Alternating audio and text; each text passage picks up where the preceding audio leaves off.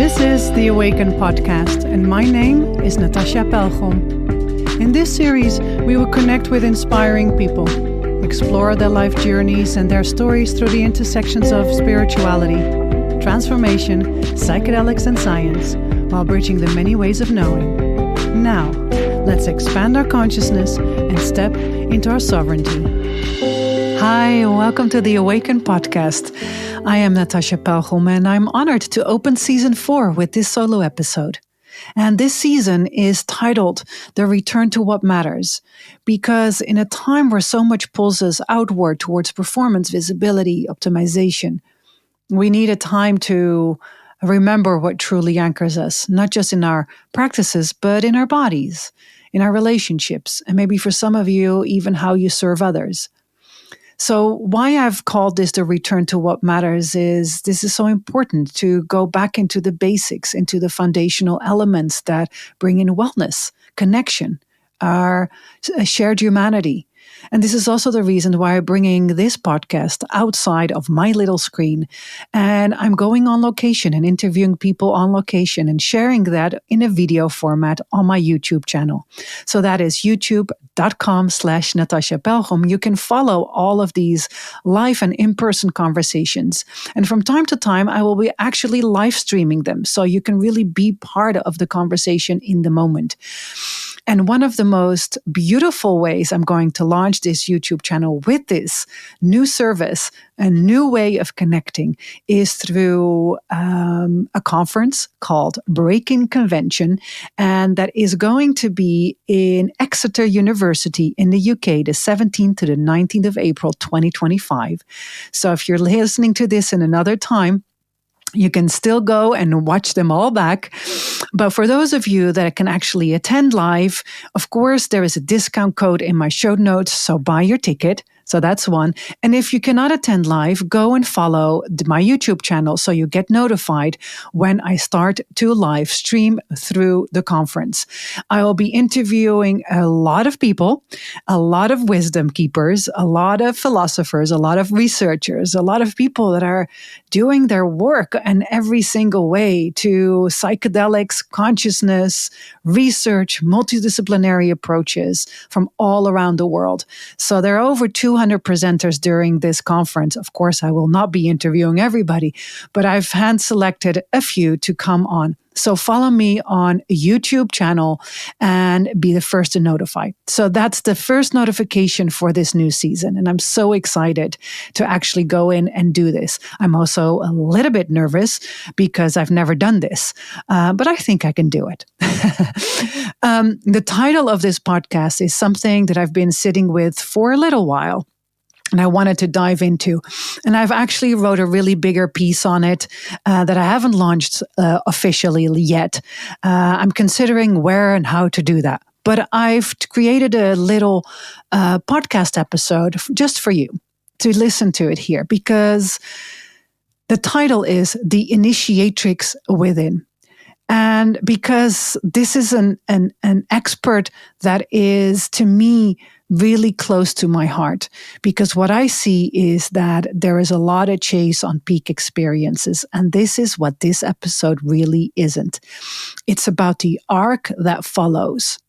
And more importantly, the often overlooked intelligence that guides real transformation. And I'm speaking mostly about the psychedelic space. If it's the first time you're here on my podcast, welcome. I'm going into and highlighting psychedelics, plant medicines, and entheogens, but also more broadly with expanded states of consciousness. But if I go into the psychedelic space, there is an unspoken hierarchy of experiences. People compare their journeys like badges almost. And I've really lost count on how often someone has asked me, Natasja, how many times have you journeyed? How many times have you taken psychedelics? And rarely do they actually ask, what have you done with those insights? Or how was your life changed? Or how are you now contributing maybe differently? And this is not a failure of the individual asking this question.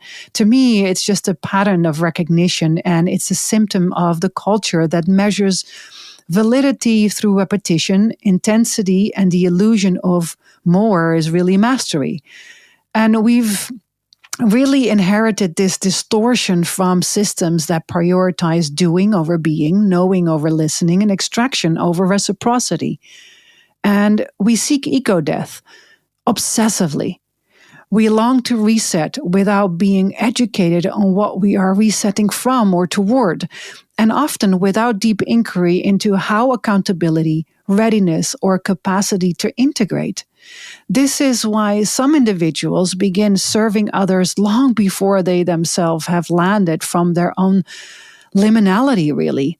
And the danger is not in their intention, but in the missing framework. And this is where the absence of certain archetypical intelligence becomes painfully clear, at least to me. And if I would look at myself when I started, I'm speaking about myself when I started, really. I'm not pointing fingers at anybody else. This is just a learning over a decade that I've been seeing around myself and come to the conclusion that I've really arrived at a time where I know less. So, what I want to speak into is the Initiatrix archetype that offers a crucial, often missing piece here. And let me clarify, when I speak of Initiatrix, I don't mean women. I mean the feminine principle as an ancient intelligence available to all that governs mystery, discernment, cyclicality, and embodied wisdom. The Initiatrix is not the guide who pushes you towards the light. No, not at all. She walks with you in the dark. She witnesses without rushing. She reminds you that disillusion is only the doorway and that the real ceremony begins in the reconstitution of oneself. And yet, this archetype has been systemically forgotten or maybe even misinterpreted. Anthropologically, we know that the feminine code of rites, those centered in seasonal rhythms, descent myths, and blood mysteries, were once held as an essential knowledge in earth-honored cultures. And over time, with the rise of patriarchal empires and organized religion, these initiations were labeled as chaotic and dangerous and probably irrational. And a mystery became heresy, slowness became laziness, and feminine intelligence, embodied, intuitive, and relational, was really pushed underground. And one example is the illusion mysteries of ancient Greece, focused on Demeter and Persephone, symbolizes the descent into the underworld and the gradual return to life. Participants underwent months of preparation and ritual immersion. And the integration?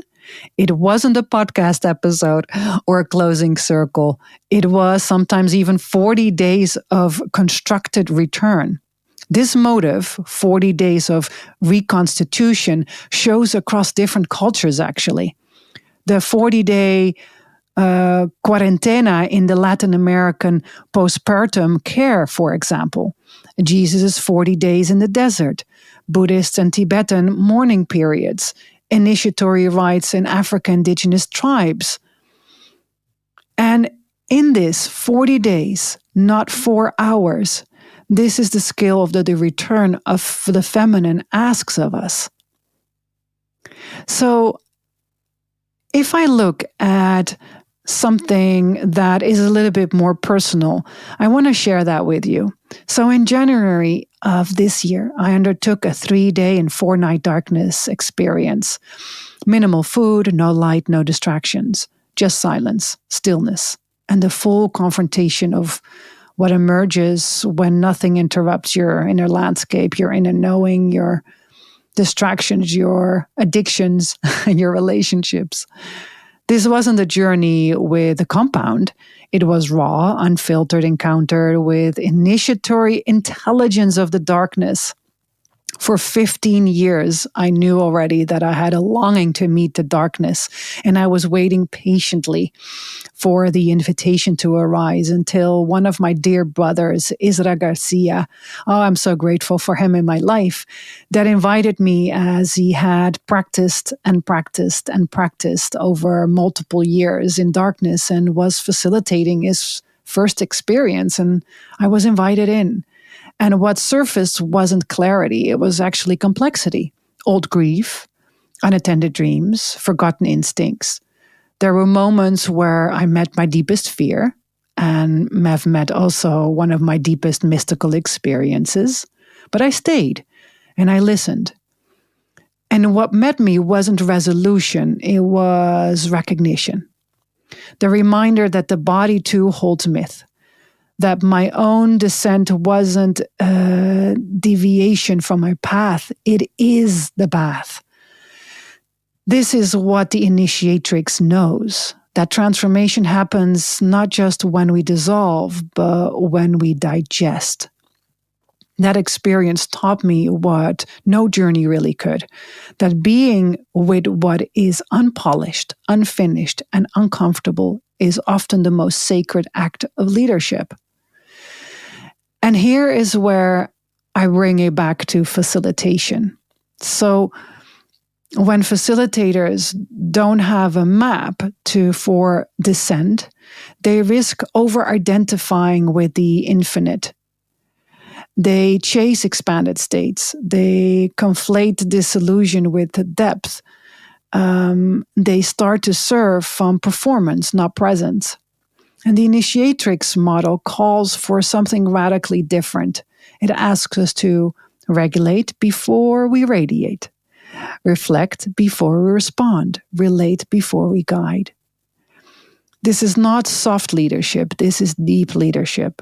Leadership that can sit with silence. Leadership that doesn't need to be seen to be real. Leadership that understands that the real work often begins after the peak, in the slow remarking of and remaking of ourselves.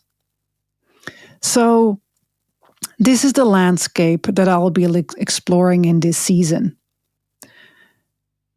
This is not just how to reach the infinite, but how to return with reverence. Not just how to hold space, but how to be held by deeper truths. We'll speak with those walking with less glorified paths, and maybe wisdom keepers, system disruptors, regenerative leaders, philosophers.